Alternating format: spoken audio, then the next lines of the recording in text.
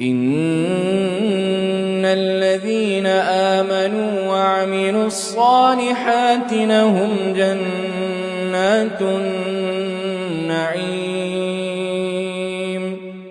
خالدين فيها وعد الله حقا وهو العزيز الحكيم خلق السماوات بغير عمد ترونها وألقى في الأرض رواسي أن تميد بكم وبث فيها من كل دابة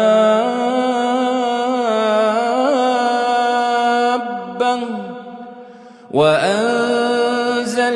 من السماء ماء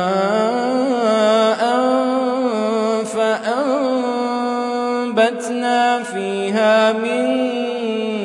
كل زوج كريم